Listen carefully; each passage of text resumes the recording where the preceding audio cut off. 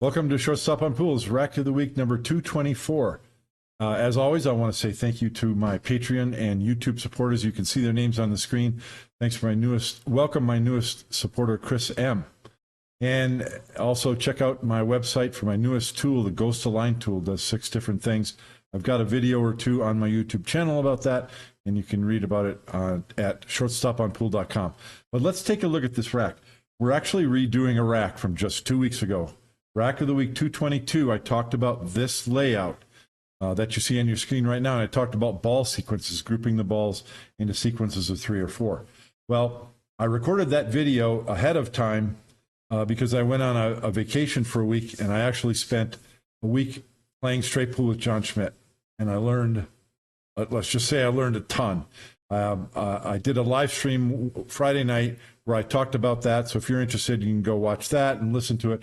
But there'll be more coming up about my experience and about what I learned as I process it. We talked about this rack briefly, and after learning, after spending a week with John, I was like, man, everything I said in that rack of the week was wrong. And John was like, no, it's not wrong. It could just be done better, and that's what we're all about on this channel, is learning to play better straight pool. So I want to revisit this rack. I even admitted in Rack of the Week 224 that my end pattern was pretty sloppy, and it was.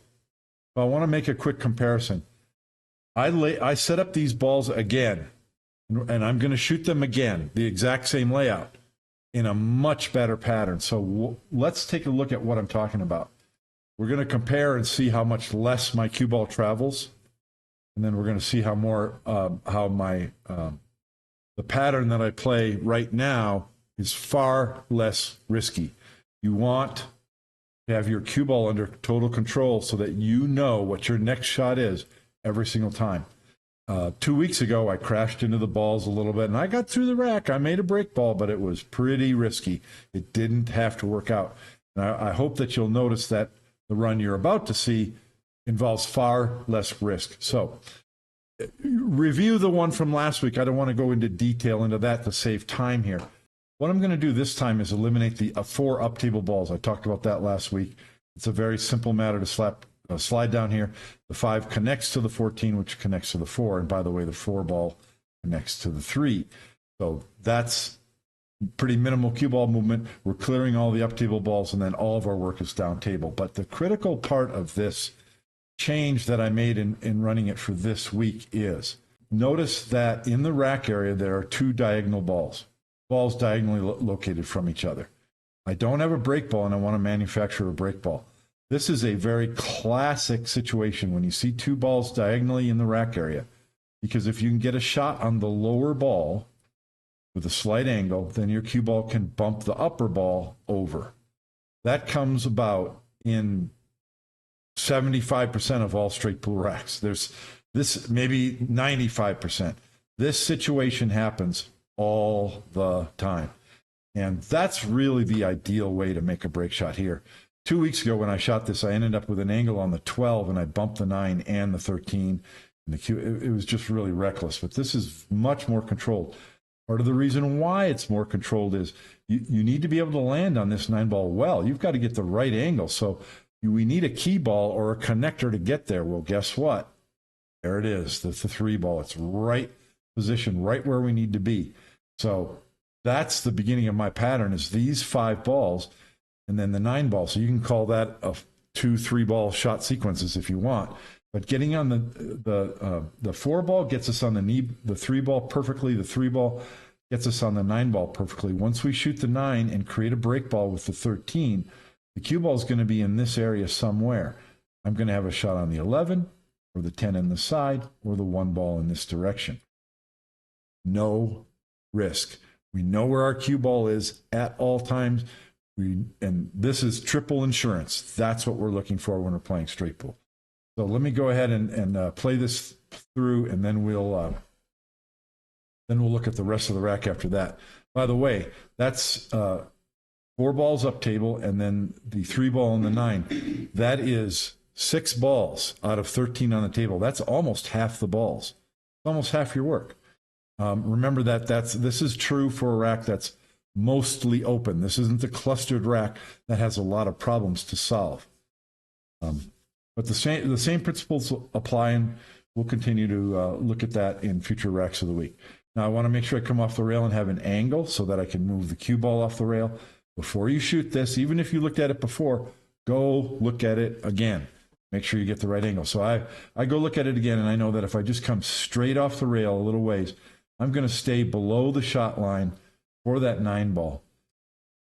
Here's a decision point, and this is a really tricky part for manufacturing a break ball, because depending on the angle, you're either going to want to roll the cue ball or stun it. Rolling the cue ball is more controllable. Stunning is harder to get the direction and the speed right. I want to make sure that I get a break shot and don't follow it up. So in this case, I'm going to roll it. The disadvantage for that is when I'm rolling it, because of the angle I have, I'm going to be kind of hitting the center or the bottom of the 13. That's going to push the 13 kind of up this way. So I know I'm going to have a high break ball. If I was really feeling froggy and feeling confident, I might stun this cue ball forward. The reason being, I could then hit the center or the top of the 13, which would nudge it in this direction, which would be a more traditional break ball across from the side of the rack. And in that case, it's a little bit more riskier because my cue ball might slide right up here, and I might be on top of the 10, not have a shot on the 10. I could also end up being hooked behind the manufactured break ball and not have a shot on the 11. Now I'm going to have, from there, I'm going to have to shoot the 1 ball and bump into these balls. Not the end of the world, but now I'm cutting a ball stretched out over the table. So for those reasons, I choose to roll the cue ball rather than stun it. Just more controllable, more options. Okay, so as you can see, I've got a high break ball, but I have all 3 of those shots. So now I'm taking a look. The next thing I want to point out that I didn't mention 2 weeks ago is that you always want to be looking for dead balls, options from combinations, especially out of the pack. The one thing that you should notice right from the start before you begin shooting is that this 12-2 is pretty much lined up to this pocket. It may not be perfect, but as long as it's pretty darn close, that's a high percentage shot. And as long as you get a full angle with the cue ball on that, you've got a 100% shot that you can control the cue ball well. So I noticed that earlier, so I have that option. Right now I'm standing over the 1 ball because I'm going to shoot the 1 because this is the area that needs attention. And I also have the option to bump the 2 ball. A little bit more risky, but I do have an angle to do that easily. I could bump the 2 ball here. The cue ball is going to go forward, and I will have a shot on the 8 ball this way next. I decide not to do that for 2 reasons. Right now, I've got 2 potential break balls, the 13 and the 10. They're both pretty high. But if I'm going to use the 10, and by the way, the 6 ball could actually be a break ball as well, though it's pretty far away. But I have no key balls up here, and so I'm thinking now about the end of the rack. What is my best key ball? Because maybe I want to preserve it or look for a shot that manufactures a key ball. So from that perspective, the 8 ball, believe it or not, is the best key ball. Because with an angle, I can come straight up table to get on either break shot, or from over here, I can go this way to get on the 13 or the 6, or I can go 2 rails to get on the 6 or the 13 as a break shot. For that reason, I'm thinking, and because this combination is very easy and lined up, I'm going to preserve the 8. I'm not going to bump the 2, which involves a little bit of risk, and then I'd have to shoot the 8 ball. So for that reason, I'm going to draw back and shoot the combination next. I fast forwarded that because I took a quick check over at the computer before I shot. Still thinking about it. Come on, Bob, you got it. Yeah, so I'm going to draw this back, and if I follow this up, I'm going to have a shot on the 11 or the 6. But that's super easy. I'll point out something here. If you're playing on a table with 4.5-inch pockets, 5-inch pockets, I like shooting the 6 ball right now. That's because shooting in an upper corner pocket, you want to be pretty darn straight.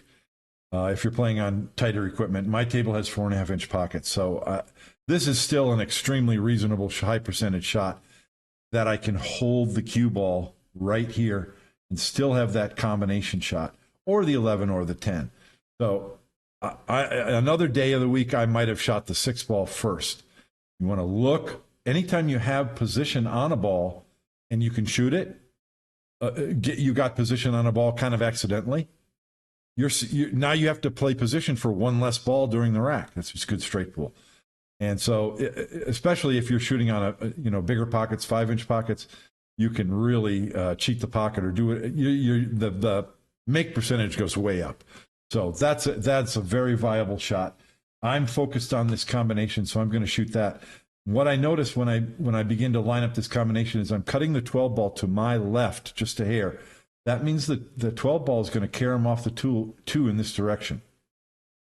So that's another new principle that I'm thinking about more is you can never have too many break balls. So this is going to make, if the 12 ball goes to a good position, I'll now have 4 break balls.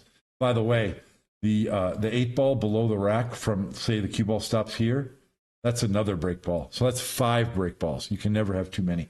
And if you compare to 2 weeks ago when I ran this same rack, I think I had 1 break ball to play with. So just thinking about the rack in a little different way. By the way, I drew the cue ball back there just a little bit. Again, I have 2 insurance balls, 10 on the side and 11. So no risk. Know that I'm going to have an easy shot to follow. So now I'm taking a look at this carefully because I've got four or five break balls. So I've got to kind of make a decision now. What am I going to shoot? I like the 10 ball the best. Again, I don't have a key ball, and the 8 ball is a good key ball for either of these break balls, but not for the 10.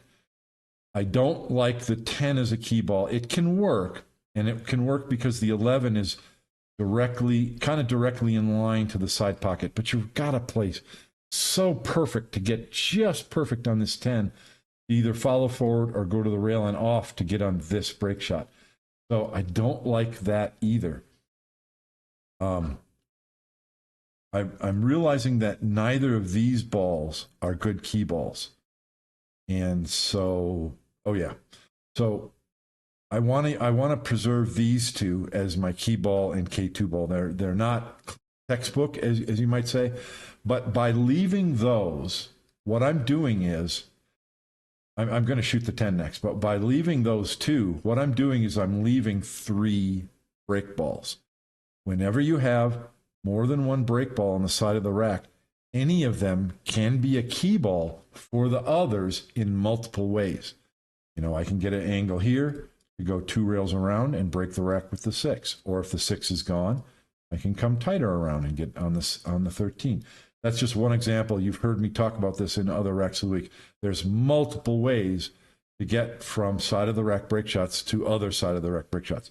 So for that reason, I'm going to shoot the 10. I'm pretty straight on the 10, but I want to get rid of the 10 because it's going to be harder to get back to it, and it doesn't have this pocket. Whereas the 6 and the 13 both have both pockets. Okay, so get rid of the 10, and I don't want to do anything with the cue ball. I'm going to shoot the 10 ball, and I think I want to shoot a stop shot on the 10, but I'm going to walk around and take a look at it. I can't do a lot with the 10 because it's pretty straight in. So afterwards, I'm going to have a shot on the 11, and I'm considering, do I want to just tap it in and shoot the 6 from here, or do I want to come over here? And I decide I want to come over here. Either way works. I'm just looking for a safe way to get from the 8 ball back up above the 6 and the 13. And so because of the angle I have here, it's too delicate to try and hold it. I'm just going to come straight across, then I'll have an angle on the 8 ball to move above these balls. Because of the angle that I get, again, I'm taking a look at it. This is a classic straight pull end pattern or key ball shot. Just 2 rails go around here. Now, I'm taking a look at it because there's a couple ways to play this. If you are going to shoot, let's say these 2 balls were gone and you're going to break the rack with the 6. Then you're going to play to strike the rail kind of across from the 6, because then when it comes off, you're going to have an angle on the 6 ball. I don't want that. I don't want this angle. I want to be closer to straight in on the 6. So I'm looking at this and realizing that I need to hit the rail down lower, but I don't want to risk running into the 6. It might not be the end of the world if I do, because oftentimes you'll push it this way and you'll have a shot on the side. But I sure don't want to do that.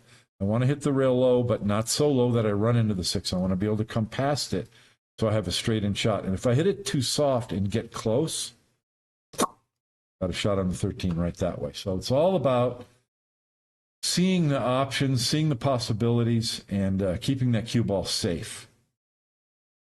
So low on the rail, coming out and getting it straight in. So now, because of where I landed, I'm going and taking a look at the angle. If I had more angle on the 6, I might want to draw the cue ball here. And then I'll either have an angle to draw the cue ball over to the rail and out, or to go around the 10 ball. Is that the 10 or the 12? 12 ball. And but as it is, I'm straight in. And so from this position, I've got an angle to cut the 13 to my right, and I can either stun the cue ball here or go to the rail and out. So as you can see, having balls, multiple break balls, gives you multiple options. There's a dozen different ways. And isn't this better than 2 weeks ago when I was running into the balls late in the rack and I traveled my cue ball all the way up table and then back across? It was really, it's really a kind of night and day, I think. So stop shot here. I may drop back a half inch or something. Yeah, just a little bit. Perfect angle. Honestly, from here, you could do either one, whichever you're more comfortable with, stunning or going to the rail. Going to the rail is probably better because notice, well, let me get out of the way for a sec. Yeah, there we go. Notice where the cue ball stopped. I have an inside angle, and that's very reasonable. There's nothing wrong with this break shot. But I want you to consider, if you go to the rail, and you're going to have a little bit of left English, it's very likely going to the rail and out that you're going to end up with an angle, something over here, inside the break ball. And not too sharp, but a good inside angle. Even if you end up parallel to the rail from the ghost ball position, that's still an inside angle. And so it's going to be a little bit more powerful break shot. So again, I'm advocating rolling the cue ball rather than stunning it for better control. Okay. But from where I am, I'm going to be hitting the low part of the rack, the lower 2 balls. So I know that a touch of inside English, I'm going to go to the rail and come out of the corner to center table. This is still a classic and pretty ideal break shot. There we go. Good control. Notice the cue ball's right in the center of the table. When I'm talking about both axes, center this way and center this way. So I'm a little bit above the center pockets, but my cue ball's not up table. It's not against the rail. You get it into the center of the table, you're going to have the most options. I have an easy shot on the 7, the 4, and the 2 to continue the run.